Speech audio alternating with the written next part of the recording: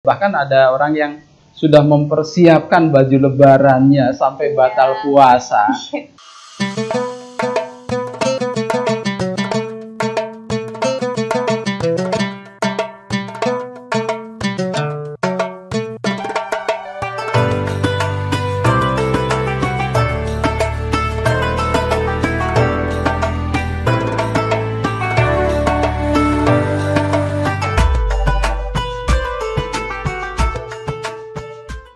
Assalamualaikum Sobat Nesker, balik lagi di 21 Pods bersama saya Mutiara Wati.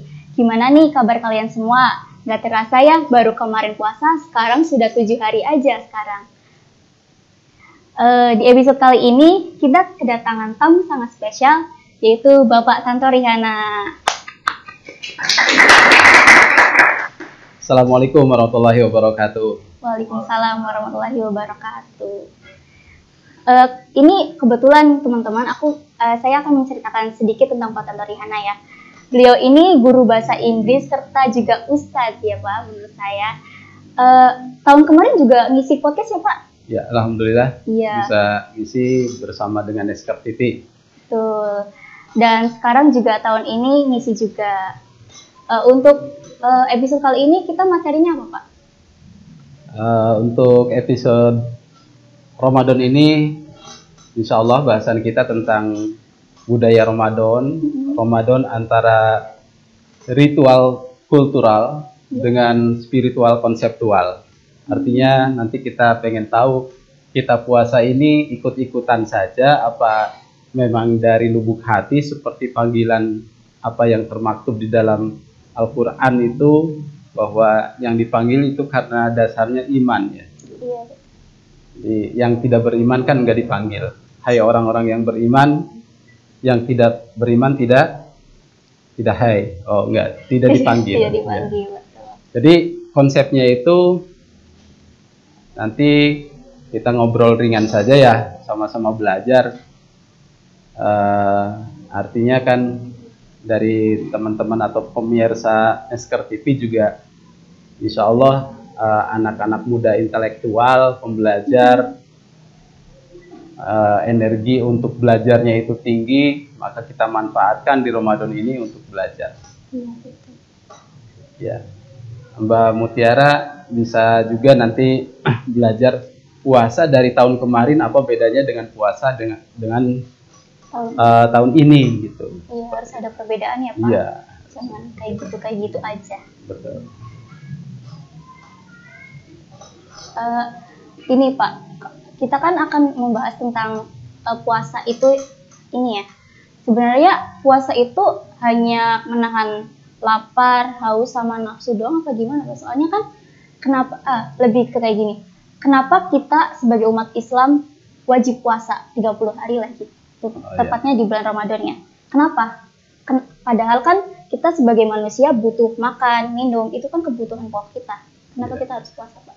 Oke, terima kasih Mbak Mutiara Wati. Yeah. The viral girl Mutiara. Viral girl. Jadi betul sekali, kenapa sih harus puasa? Kita makan juga kan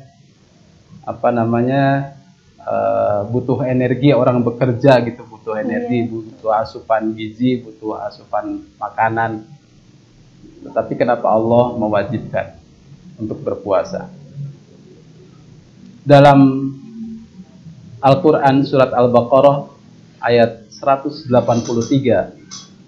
Allah berfirman, A'udzubillahi minasyaitonirrajim, Bismillahirrahmanirrahim. Ya ayyuhalladzina amanu kutiba alaikumussyam kama kutiba alal ladzina min qablikum la'allakum tattaqun. Wahai orang-orang yang beriman, diwajibkan atasmu sekalian berpuasa sebagaimana telah diwajibkan atas orang-orang sebelum kalian, agar kalian mendapatkan ketakwaan, la'allakum tattaqun.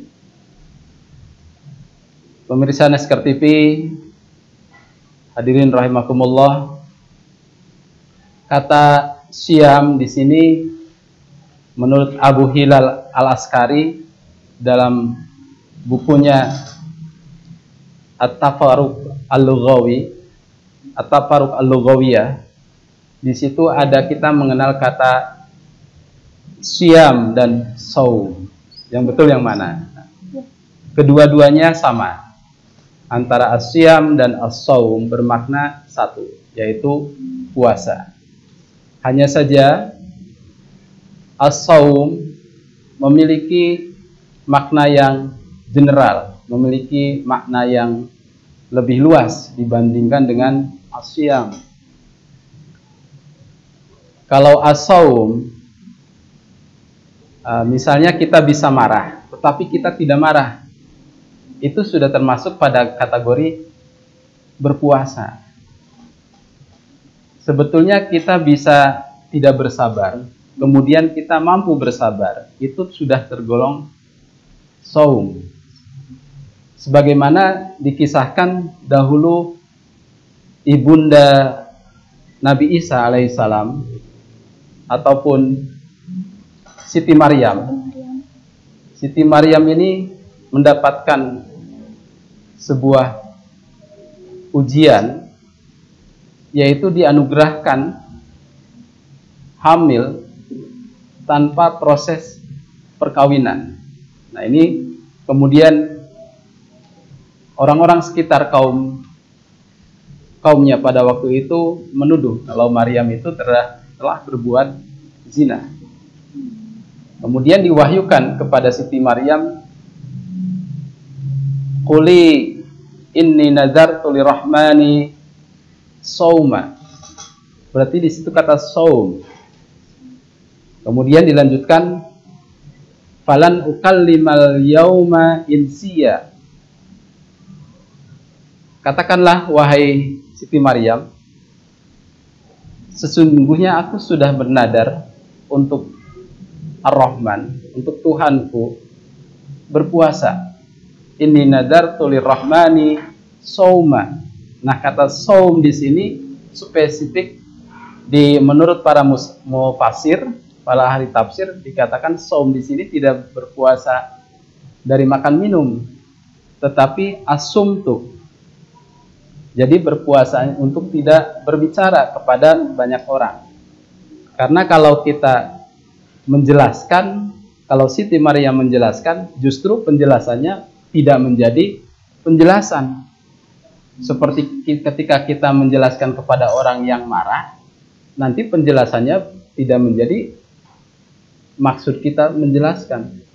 Jadi Anda ketika ingin menjelaskan, lihat-lihat dulu kepada siapa menjelaskannya. Momentumnya harus tepat. Maka Allah memerintahkan kepada Siti Maryam untuk saum. Tapi saumnya di situ adalah asumtu, untuk tidak ngomong. Quli inni nadartu lirahmani sauma falan ukallimal yauma insiya. Aku tidak akan ngomong nih hari ini kepada banyak orang. Sebabnya kalau ngomong juga bukan berarti penjelasan. Nah, Siti Maryam pengen menjelaskan, pengen ngomong, tapi ngomongnya ini nanti tidak, justru bukan menjelaskan, maka dia saum untuk tidak ngomong. Nah, Anda kalau lagi marah jangan ngomong. Kalau ngomong nanti keluarnya kalimat-kalimat kasar, maka Anda sudah termasuk saum. Anda sudah termasuk saum. Nah, kata saum ini berarti lebih general daripada siam.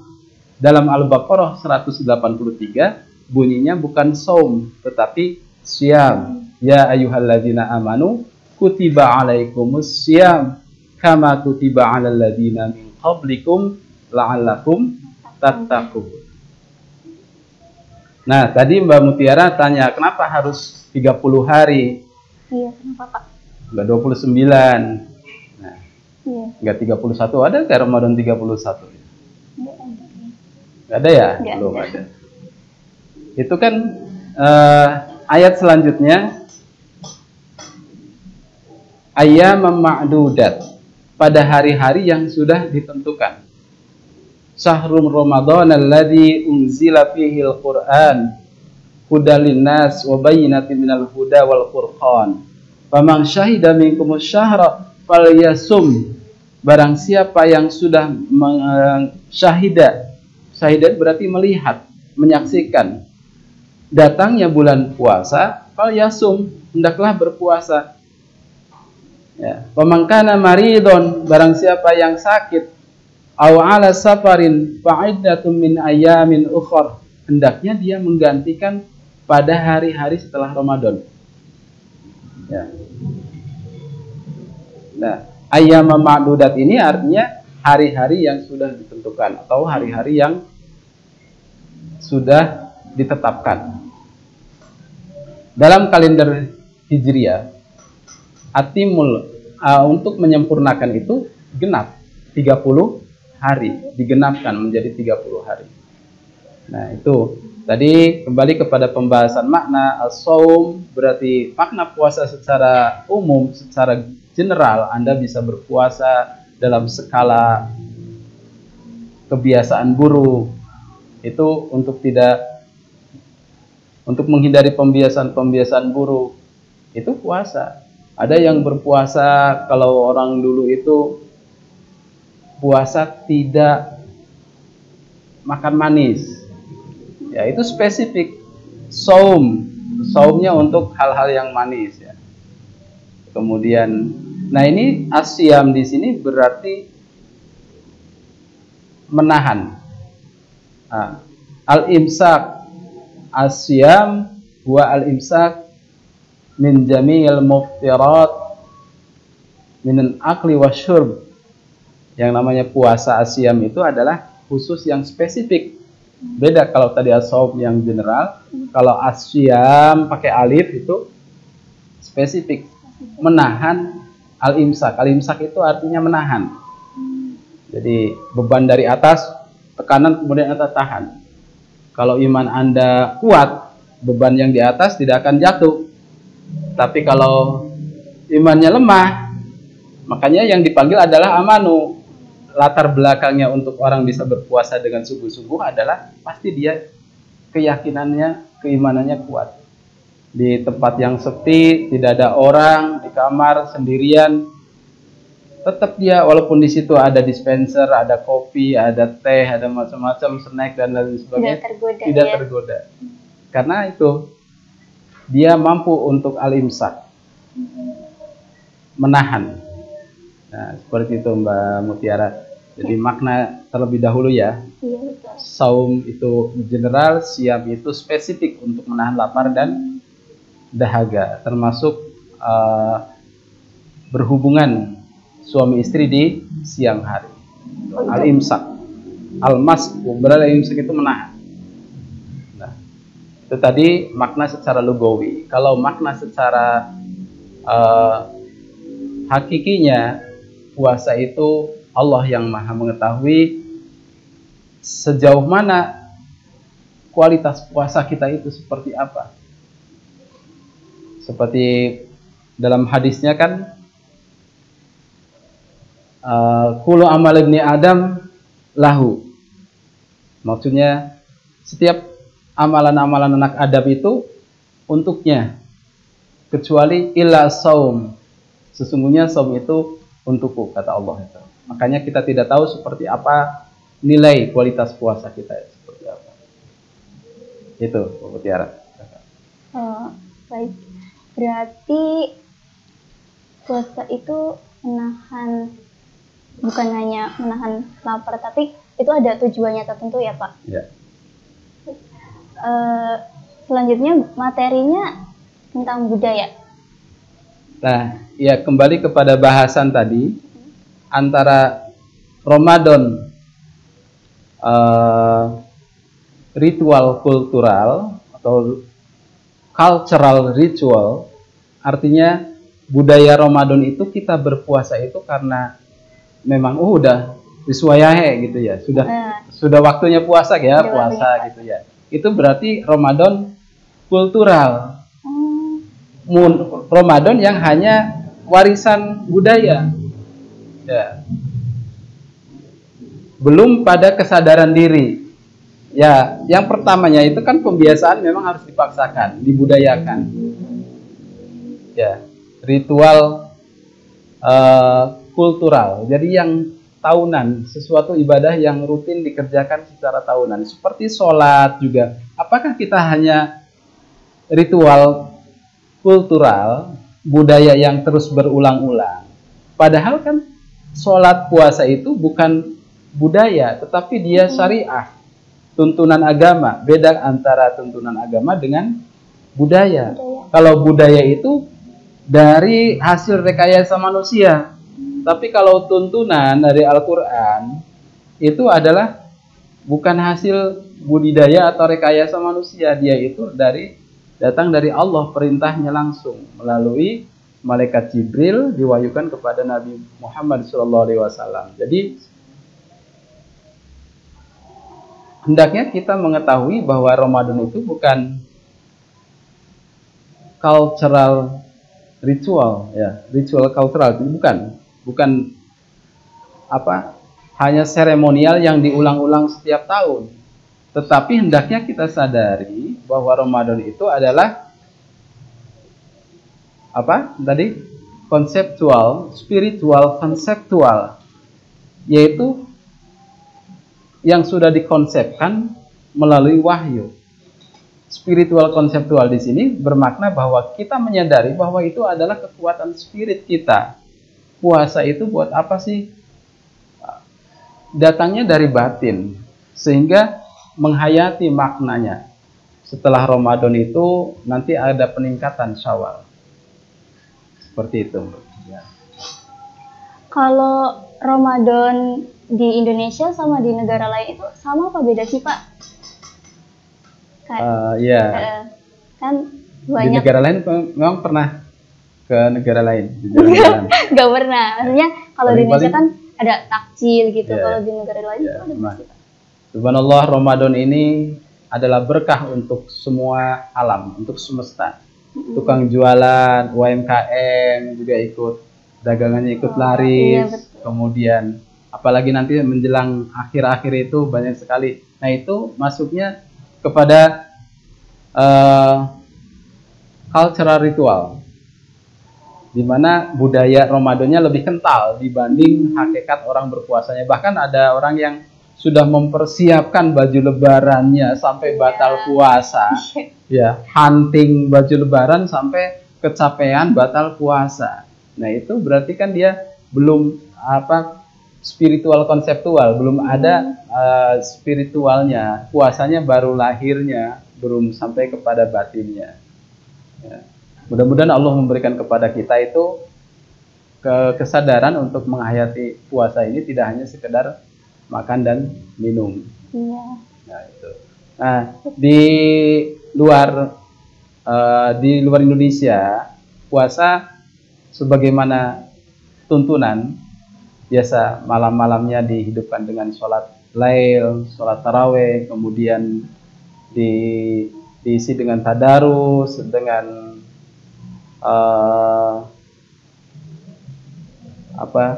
kita membiasakan membaca banyak Al-Quran.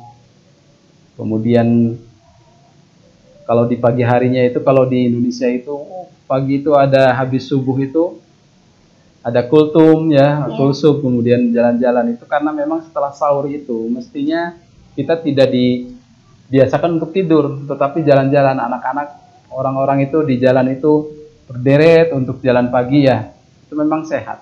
Ada obrok-obrok juga ya, Pak? Nah, ya, yang malam-malam bangunin itu. Betul. Itu kayaknya jadi ada di Indonesia doang. Nah, betul ya. Dan itu juga satu kearifan lokal untuk sebagian orang, tetapi untuk sebagian yang lainnya justru ada mengganggu gitu, agak mengganggu. Kenapa? Karena yang dilantunkan itu lagu-lagu yang sekuler misalnya, ya. Ya, itu adalah kearifan-kearifan lokal. Itu tidak masalah untuk membangunkan orang itu bisa dengan seperti itu, musik seperti itu. Hanya saja mungkin bagi sebagian orang ada yang tidak bisa menerima dengan yang disebut dengan kotekan, obrol-obrol gitu. Soundnya kan besar-besar ya, kayak sound hajatan. Besar-besar. Lagunya lagu aduh. Oke, Mbak Mutiara, gimana?